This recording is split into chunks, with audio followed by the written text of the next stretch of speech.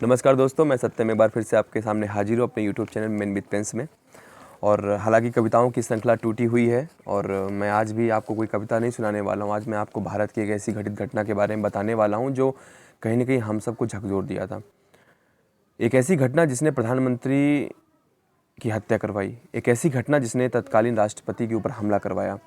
जी हाँ, तो मैं आपके सामने आज लेकर आया हूँ ऑपरेशन ब्लू स्टार की एक सच्ची घटना जो पंजाब के अमृतसर के गोल्डन टेम्पल में घटी थी और इसकी भरपाई हमें बहुत बड़ी कीमत देकर चुकानी पड़ी। या यूँ कहें कि इस घटना के बाद भी आज भी सिख समुदाय के मन में कहीं ना कहीं ठेस बैठी हुई है कि आखिर क्यों हरमिंदर साहिब के परिसर में हमला हुआ, आखिर क्यों गुरुद्वारे पर टैंक गए, आखिर क्यों मिलिट्री को मजबूर होना पड़ा गोल्डन टेम्पल जैसी एक महान, या यूँ कहें कि गोल्डन टेम्पल जैसे एक आइकॉन को ठेस पहुंचाने के लिए।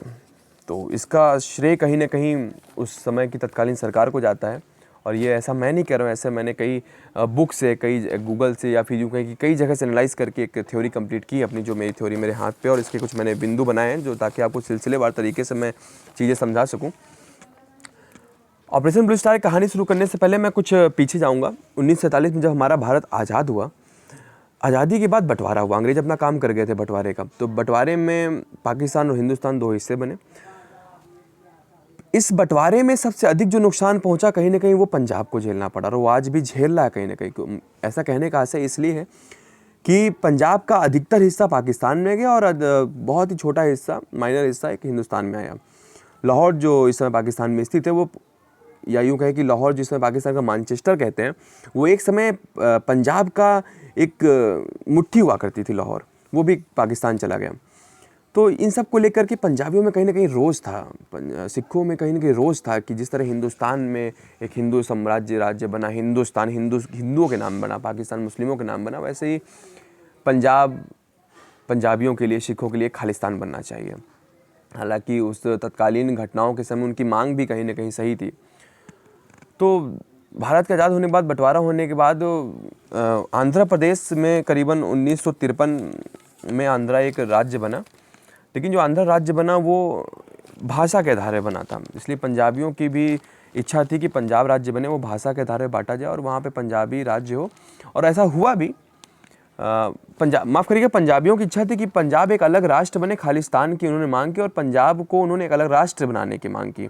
हालांकि बाद में भारत सरकार ने, तत्कालीन कांग्रेस सरकार ने पंजाब को भी भाषा के आधार पर रखा, इसलिए पंजाब का नाम पंजाब पड़ा, ताकि जो आप स्टार्टिंग का पा देख रहे हैं वो पंजाबी भाषा से रिलेटेड, इसलिए उसका नाम पंजाब पड़ा। और हरियाणा का नाम हरियाणा इसलिए पड़ा क्योंकि वो हिंदी भाषी राज्य, उसका नाम हरियाणा और हा लगा हुआ है। अच्छा, उनकी दूसरी मांग हुआ करती थी उस समय कि चंडीगढ़, जो आज भी उबा पबाऊ की स्थिति में फंसा हुआ है, चंडीगढ़ भी पंजाब को मिले, पंजाब की खुद की अलग नदियाँ हों, पंजाब का खुद का अलग कानून हो, एक तरह से पंजाब एक अलग राष्ट्र के रूप में सामने आए। तत्कालीन प्रधानमंत्री इंदिरा गांधी इन सब मामलों को दरकिनार कर रही थी, क्योंकि उनको नहीं लगता था कि ये मामले इतने बड़े हैं और ये संज्ञान में लेने लायक भी हैं। तो ये छोटे मोटे मामले होते रहते थे और इसको वो संज्ञान में नहीं लेती थी। अच्छा, थोड़ा सा मैं सिखों के बारे में आपको बताना चाहूँगा कि सिख समुदाय, जैसे कि हमारे मुस्लिम भाइयों में सिया सुन्नी दल होता है, क्रिश्चियन में कैथोलिक और प्रोटेस्टेंट होता है, वैसे ही सिख समुदाय में दो दल होते हैं, सिख और निरंकारी। सिख समुदाय जो होता है वो अपने सिख समुदाय में चूँकि 10 गुरु हुए हैं और 10वें गुरु को अपना अंतिम गुरु मानते हैं सिख समुदाय के। और सिख समुदाय की जो स्थापना हुई थी गुरु नानक देव ने की थी। करीबन वही 1539 तक इसका एक रिकॉर्ड रखा गया है, 1469 to 1539। तो सिख समुदाय कोई बहुत पुराना रिलीजियस नहीं है, एक नया उभरता हुआ रिलीजियस था उस समय का, और 500 के आसपास का इसका पूरा इतिहास रहा है सिख समुदाय का। निरंकारियों का जो एक ग्रुप बना हुआ है सिख समुदाय में, वो उनका मानना है कि कोई भी जीवित व्यक्ति हमारे गुरु बन सकते हैं। उस समय इमरजेंसी के दौरान, मैं थोड़ा अपनी कहानी पे आगे बढ़ूंगा ऑपरेशन ब्लू स्टार की ओर, कि उस समय जब इमरजेंसी भारत में लागू हुई थी, इमरजेंसी के कारण ही पंजाब में कहीं ना कहीं कांग्रेस की हार हुई थी। और हालांकि केंद्र में कांग्रेस की सरकार थी, पर पंजाब खोने का जो श्रेय था वो इमरजेंसी था। और इंदिरा गांधी जी से काफ़ी विचलित रहती थी कि पंजाब खोने का मतलब कि हमने अपनी आधी शक्ति खो दी, क्योंकि पंजाब अपने आप में शुरू से ही एक अलग क्षमता वाला राज्य रहा है। इंदिरा गांधी काफ़ी चिंतित अपने आवास में, रेसिडेंटल में बैठी हुई सोच रही थी। उस समय ज्ञानी जैल सिंह, जो हालांकि बाद में राष्ट्रपति भारत के बने, तो ज्ञानी जैल सिंह ने इंदिरा गांधी को आकर ये बताया कि अगर आपको पंजाब ना खोल, क्योंकि इंदिरा गांधी के मन में ये डर सता रहा था कि जो बीच में अंतराल हो जाएगा चुनाव, आगामी चुनाव के आने से पहले और इस चुनाव को हारने के बाद जो अंतराल होगा, उस बीच में कहीं कोई ऐसा उभरता हुआ नेता ना पंजाब में आ जाए कि दोबारा कांग्रेस को आने में ताकत लगे। और इंदिरा गांधी कभी पंजाब को खोना नहीं चाहती थी। तो उस समय कैबिनेट, इंदिरा गांधी की कांग्रेस कैबिनेट में ज्ञानी जैल सिंह हुआ करते थे, और ज्ञानी जैल सिंह ने इंदिरा गांधी को एक नाम लिया, एक नाम बताया पंजाब का उभरता हुआ चेहरा। वो नाम था जरनैल सिंह भिंडरावाला। ये एक ऐसा नाम है जरनैल सिंह भिंडरावाला जिसने भारत के इतिहास में अपनी एक अमिट छाप छोड़ दी है, चाहे वो आप पॉजिटिव वे में ले, नेगेटिव वे ले, कुछ के लिए पॉजिटिव है और कुछ के लिए नेगेटिव है।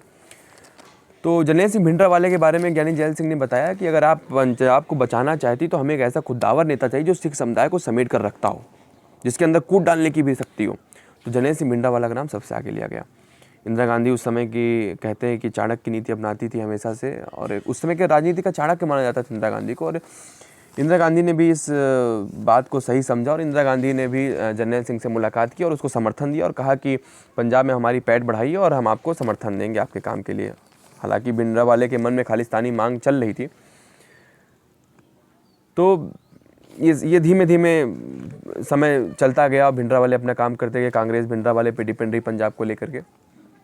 कुछ समय पश्चात हुआ यूँ कि जो आगामी चुनाव आए उसमें कांग्रेस जीत गई। कांग्रेस ने अपनी जीत बना ली पंजाब में, और जो पंजाब के उस समय के जो मुख्यमंत्री रहे, जो इमरजेंसी चुनाव के हार के बाद जो नया चुनाव हुआ उसमें भिंडरावाले के समर्थन से और सहायता से जब पंजाब जीती, तो दरबार सिंह उस समय तत्कालीन मुख्यमंत्री बने पंजाब के। अच्छा, भिंडरावाला के बारे में अगर आपको थोड़ा सा बता दूं तो भिंडरावाले टकसाल से शिक्षित व्यक्ति थे। टकसाल के बारे में अगर आपको थोड़ा सा बता दूं मैं कि टकसाल जैसे हमारे हिंदू में गुरुकुल हुआ करते हैं सांस्कृतिक शिक्षा के लिए, से टकसाल सिखों में सिख सांस्कृतिक शिक्षा के लिए बनाए गए थे। तो 7 वर्ष की उम्र से टकसाल में शिक्षित व्यक्ति थे भिंडरावाला, जो सिख समुदाय के बारे में बहुत डीपली पढ़ चुके थे और सिख समुदाय से रिलेटेड भी रखते थे, और वो सिखों को बहुत मानते थे और 10वें गुरु के रूप में 10वें गुरु को ही वो अपने अंतिम गुरु मानते, जैसे कि सारे सिख समुदाय मानते हैं। लेकिन जो निरंकारी समुदाय हुआ करता सिख समुदाय में, तो निरंकारी समुदाय का ये मानना हुआ करता था कि कोई भी जीवित व्यक्ति गुरु बन सकता है, जो कि भिंडरावाले को बिल्कुल भी हरगिज पसंद नहीं था, हरगिज भी वाजिब था भी नहीं निरंकारी समुदाय के लिए। तो छुटपुट झड़पें होती थी निरंकारी समुदाय और सिख समुदाय के बीच में। इसी का बेजोड़ फायदा भी कांग्रेस ने लिया, और भिंडरावाले भी झड़पों में शामिल रहे हमेशा, क्योंकि भिंडरावाले एक खुददार नेता के रूप में उभरे हुए थे उस समय सिख समुदाय के। तो हुआ यूँ कि एक बार निरंकारी समुदाय का सम्मेलन चल रहा था और कांग्रेस चूँकि जीत चुकी थी, तो निरंकारी समुदाय के सम्मेलन में भिंडरावाले के समर्थकों और निरंकारी समर्थकों के बीच में आपस में झगड़ा हो गया, और निरंकारी समुदाय के लोगों ने, समर्थकों ने भिंडरावाले करीबन 13 से 14 समर्थकों को मार दिया। भिंडरावालों को काफ़ी आघात लगा कि ऐसे कैसे हो सकता है कि मैं इतना मजबूत और ताकतवर नेता जिसने कांग्रेस को पंजाब में ला दिया और उसके समर्थकों को ऐसे मारा जाना, वो उसको नागवारा था। भिंडरावाले ने एक प्लानिंग बनाई। उस प्लानिंग के तहत उस समय के जो निरंकारी समुदाय के जो गुरु हुआ करते थे, गुरु बचन सिंह, और उस समय एक पत्रिका आती थी पंजाब केसरी करके, उसके जो संपादक हुए थे लाला जगत राम, उनकी और गुरु बचन सिंह की हत्या करवा दी अपने 13 समर्थकों की बलिदान की पूर्ति के लिए। ये निरंकारियों के लिए बहुत बड़ा आघात था, और भिंडरावाला भी काफ़ी बहुत पावरफुल नेता थे। ऐसा बताया जाता है कि भिंडरावाले उस समय ऐसी शख्सियत थे जो भारत के जो राजनीति को उसको हिलाने का दमखम रखते थे। पंजाब जीत चुकी थी, भिंडरावाले ने जब इतना बड़ा कांड निखर दिया तो पंजाब सरकार निरंकारियों के ऊहापोहल से इस भ्रम में आ गई कहीं कि भिंडरावाले कहीं पंजाब की गद्दी को अपने अधीन न करे, जबकि भिंडरावाले के मन में ऐसा कुछ नहीं था। भिंडरावाले पूर्णतः खालिस्तानी को मांग को लेकर चलते थे। इस सब को देखते हुए भिंडरावाले गिरफ्तारी की मांग की गई। इंदिरा गांधी काफ़ी परेशान हुई इस चीज़ को लेकर। हालांकि इंदिरा गांधी को दबाव झेलते हुए इंदिरा गांधी ने भिंडरावाले की गिरफ्तारी करवा दी। और भिंडरावाले का आप पौरुख देखिए कि भिंडरावाले की जो गिरफ्तारी हुई थी वो कुछ इस प्रकार हुई थी कि पुलिस पहुंची और भिंडरावाले ने जो गिरफ्तारी दी वो खुले समुदाय में एकदम एक लाउड स्पीकर में सभी को बताते हुए कि मेरी गिरफ्तारी हो रही, इंदिरा गांधी इतनी बेकार नेता है, मेरे से इतना समर्थन लिया और आज मुझे इस आवापोह में डाल रही, जेल में डाल रही है। एकदम सिक्कों को कैप्चर कर लिया अपनी तरफ, भिंडरावाले को जेल हो गई। इन सब को देखते हुए भिंडरावालों के समर्थकों ने बहुत उपद्रव किया पंजाब में, खूब जाति आंदोलन हुए, काफ़ी गोलीबारी हुई, लूटपाट हुई, खसोट हुई, लोगों को मारा गया, काफ़ी बवाल हुआ। इन सब दबाव को देखते हुए संसद में पहली बार लोकसभा में तत्कालीन गृहमंत्री ने पहली बार लोकसभा में बिना अदालती कानूनी कागजी कार्रवाई के भिंडरावालों को छोड़ दे दी। भिंडरावाले को छोड़ दिया कि भैया जाइए, आप पंजाब में रहिए, इतना उपद्रव बंद कराइए। और यही कहीं ना कहीं भिंडरावाले के लिए समर्थन का सबसे बड़ा कारण बना, उसके उत्साह का सबसे बड़ा कारण बना, और यही कारण रहा ऑपरेशन ब्लू स्टार की नींव का। अब भिंडरावाले के मन में कहीं ना कहीं कांग्रेस के लिए खिलाफत आ चुकी थी। उसी वक्त भिंडरावाले की इतनी पहुँच देख करके, इतना लोकप्रियता देख करके अकाली दल हुआ करता था पंजाब में, जिसकी एक बार कहीं ना कहीं सरकार भी बनी पंजाब में। अकाली दल ने भिंडरावाले के समर्थकों के साथ हाथ मिला लिया और एक बहुत बड़ा समुदाय बन गया।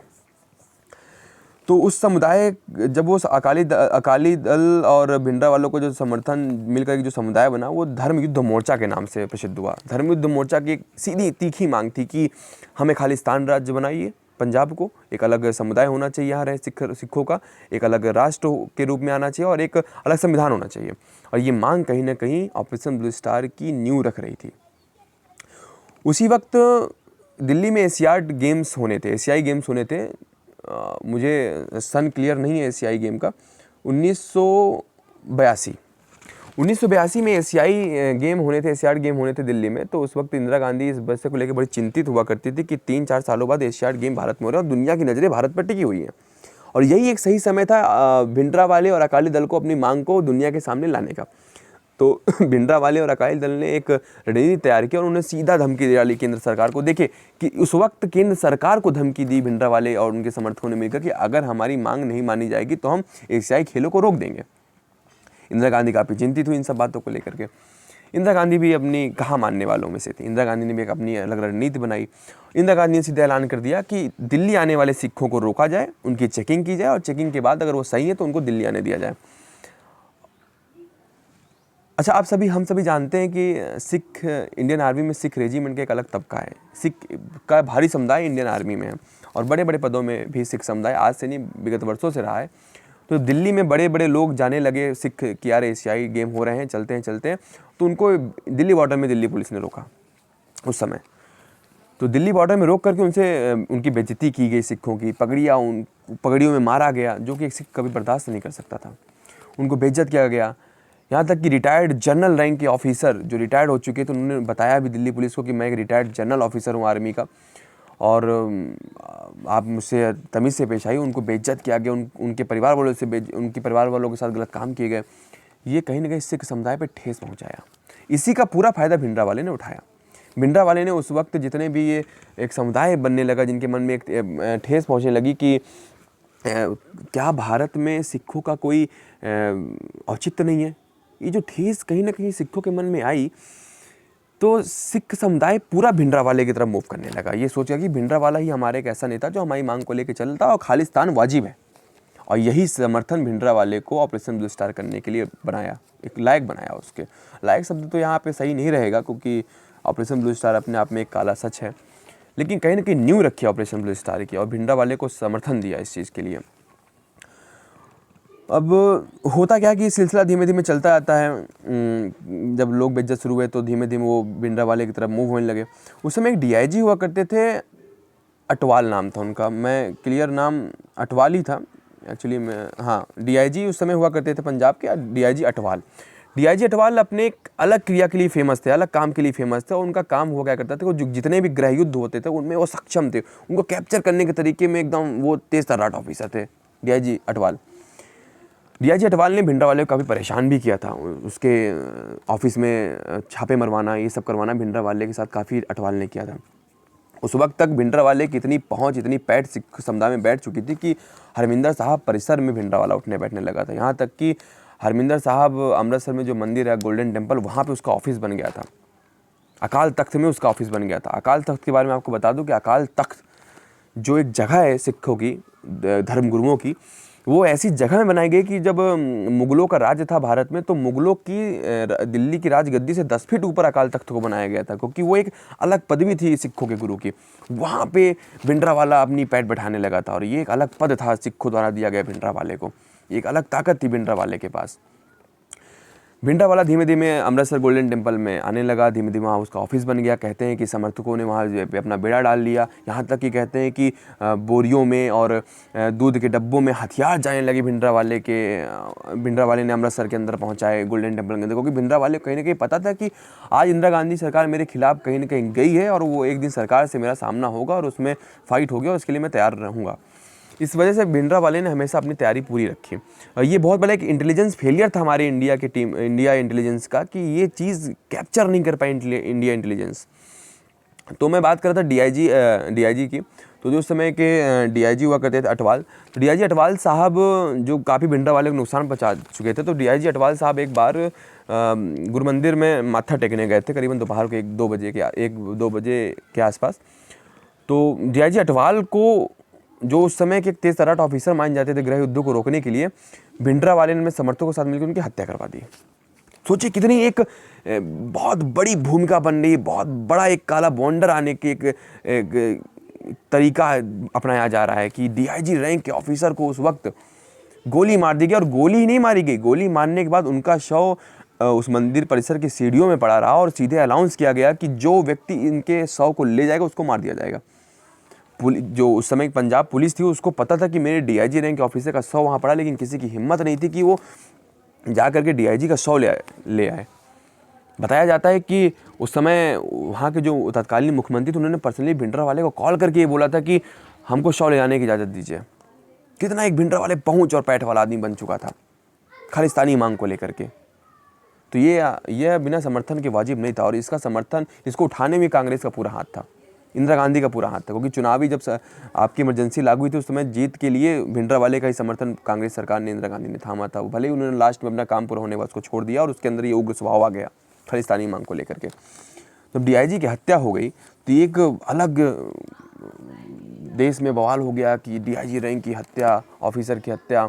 दिल्ली की सल्तनत दिल्ली पूरी हिल गई, इंदिरा गांधी पूरी हिल गई कि ऐसे कैसे कानून व्यवस्था ताक पे हो सकती है। इंदिरा गांधी ने अपनी सरकार, जो उसमें पंजाब में थी, इंदिरा गांधी ने अपनी ही कांग्रेस सरकार को बर्खास्त कर दिया। सोचिए, सीधा अपने हाथ में ताकत ले ली और राष्ट्रपति शासन लगा दिया भिंडरावाले को दमन करने को। कहीं कहीं इंदिरा गांधी को आभास हो चुका था कि अगर भिंडरावाले का दमन नहीं हुआ तो ये कहीं ना कहीं खतरा साबित हो जाएगा भारत के लिए, और पर्सनली कांग्रेस सरकार के लिए साबित हो जाएगा। यही ऑपरेशन ब्लू स्टार की न्यू शुरुआत एकदम हो ही चुकी, क्योंकि हथियार जाना शुरू हो गए थे। अब होता क्या है कि जब डीआईजी की हत्या हो जाती है, और उस समय जब इतना ओहापोह की स्थिति पंजाब में बन जाती है, तो इंदिरा गांधी ने एक अलग रणनीति अपनाई, और ज्ञानी जैल सिंह जो उनके कैबिनेट मंत्रालय में थे, उनको बना दिया राष्ट्रपति, ताकि सिखों को ये लगे कि भारत में सिखों की जगह है, हम सिख समुदाय का एक व्यक्ति राष्ट्रपति बन सकता है। इंदिरा गांधी ने अपनी रणनीति से सोचा कि ये करने के बाद शायद पंजाब में कुछ शांति आए, लेकिन नहीं, इसका प्रभाव बहुत कम पड़ा, क्योंकि ज्ञानी जैल सिंह की सिख समुदाय में उतनी पकड़ नहीं थी। तो इंदिरा गांधी के जस्ट विपरीत काम हुआ। अब वहाँ की आग बुझ नहीं रही है। अब इंदिरा गांधी ने लास्ट में यही ऑप्शन लिया कि अब भिंडरावाले का दमन करना आवश्यक है। मैं आपको अभी एक लास्ट में एक व्यू और दूंगा भिंडरावाले की दमन को लेकर के, जो आपको सोचने में मजबूर करेगा।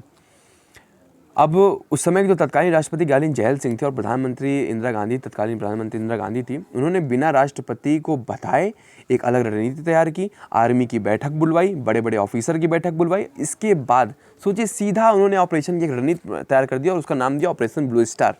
और अभी इसकी भनक तत्कालीन राष्ट्रपति ज्ञानी जैल सिंह को बिल्कुल भी नहीं थी कि देश में इतना बड़ा ऑपरेशन होने जा रहा है, और उसकी भनक राष्ट्रपति को नहीं है। ये बहुत ही अपने आप में रणनीतिक विषय बन गया था। होता यूँ कि 30 मई 1984 को आर्मी अमृतसर में प्रवेश करती है। पहली बार इतने आर्मी का जमावड़ा अमृतसर में देखा गया था। हालांकि पुलिस, केंद्रीय बल, ये सभी वहाँ पहले से मौजूद था, जो कि आमतौर पर होता था, लेकिन आर्मी का इतना बड़ा जमावड़ा पहली बार अमृतसर में 30 जून 1984 को देखा गया था। 1 जून 1984 जस्ट अगले दिन धीमे धीमे अमृतसर के जो गोल्डन टेम्पल था, उसका घेराव शुरू हो गया। घेराव शुरू हुआ तो ऐसा आभास हुआ कि कुछ होने वाला है। एकाएक अचानक से, उस समय इतना मोबाइल का प्रचलन नहीं था, एकाएक पंजाब के सारे टेलीफोन बूथ, लैंडलाइन कनेक्ट काट दिए गए, रेल यातायात रोक दिया गया, बस यातायात रोक दिया गया, यहाँ तक कि जम्मू कश्मीर की बॉर्डर तक सील किया गया। सोचिए, पंजाब का मामला और जम्मू कश्मीर बॉर्डर सील किया गया, जम्मू कश्मीर बॉर्डर सील किया गया, जितने बॉर्डर एरियाज थे सारों को सील कर दिए गए, ना कोई अंदर आ सकता, ना कोई बाहर जा सकता है। ऐसी गृह युद्ध की स्थिति बन चुकी थी वहाँ पे। 1 जून 1984 को करीबन शाम को 7 बजे से ये अनाउंस किया गया कि भिंडरावाले आप आके अपना बाहर आइए और बाहर आके अपना सरेंडर करिए। हालांकि सरेंडर वर्ड मुझे अचानक याद नहीं आ रहा था, माफ़ कीजिएगा। तो उस वक्त 1 जून 1984 को ये कहा गया कि भिंडरावाले को सरेंडर करने के लिए बोला गया, आर्मी ने बाहर से बोला। उसमें पत्रकार भी अंदर गए काफ़ी। एक पत्रकार बताते हैं कि उन्होंने अपने इंटरव्यू में जब ये पूछा भिंडरावाले से उस वक्त गृह युद्ध की स्थिति के दौरान कि भिंडरावाले अब तो आर्मी आ चुकी है, अब क्या करेंगे आप। भिंडरावाले का सीधा कहना था कि आर्मी आने का कोई मतलब नहीं है, या तो मेरी मांगे मांगी जाए खालिस्तानी, या तो फिर मेरी डेड बॉडी ही उन्हें मिलेगी। मतलब वो कहीं ना कहीं इस बात को लेकर तैयार था, युद्ध की स्थिति के लेकर के। उसको अंदाज़ा हो चुका था कि इंदिरा गांधी उसको छोड़ने वाली नहीं है। सरेंडर की मांग की गई, भिंडरावाले के समर्थकों ने सरेंडर नहीं किया।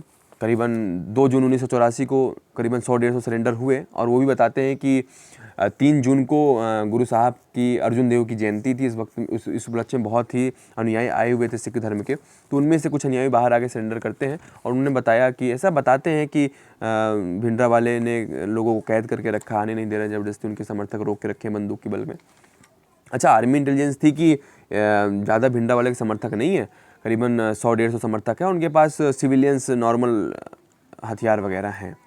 ये आर्मी की इंटेलिजेंस थी। अभी आपको बताऊंगा कितनी बड़ी इंटेलिजेंस फील्ड यहाँ पे आता है।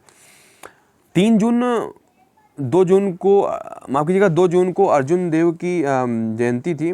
मुझे करेक्ट डेट याद नहीं आ रही कि 2 या 3 जून को थी, लेकिन 2 या 3, इन दोनों में से एक डेट ऐसी थी जिसमें अर्जुन देव जी की जयंती थी।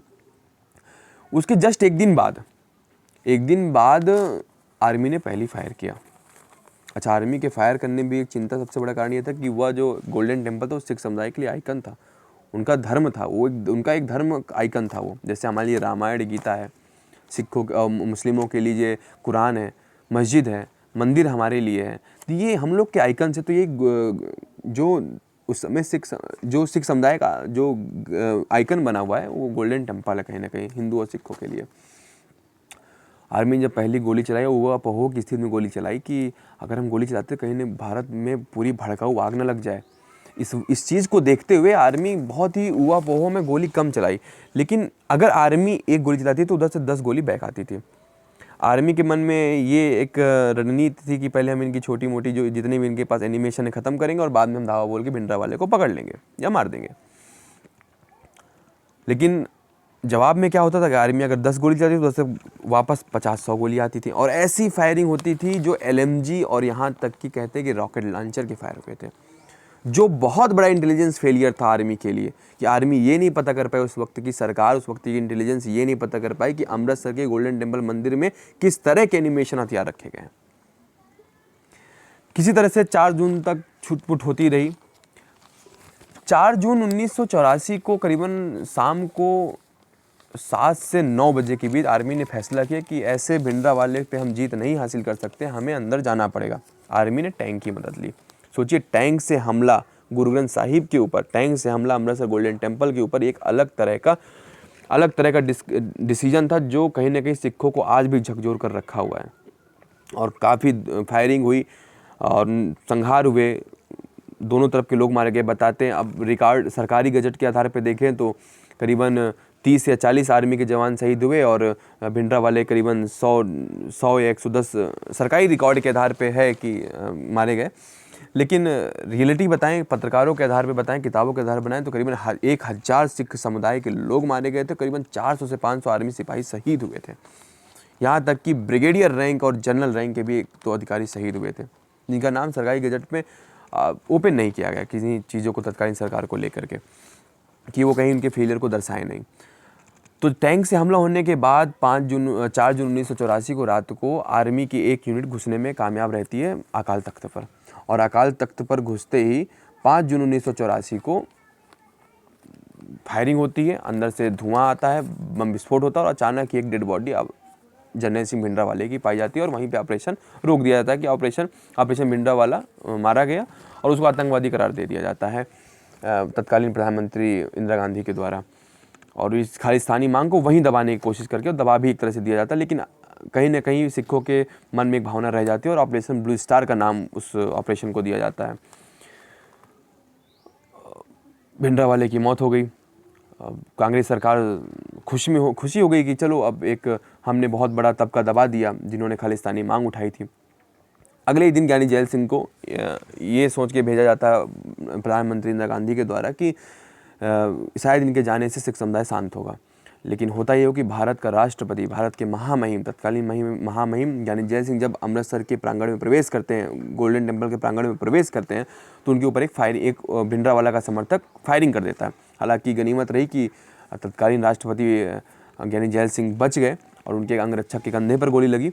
लेकिन ये ऑपरेशन कहीं ना कहीं अपने आप में सवाल खड़ा करता था कि क्या ज़रूरी था कि अर्जुन देव की जयंती के आसपास इस ऑपरेशन को लॉन्च किया जाना चाहिए।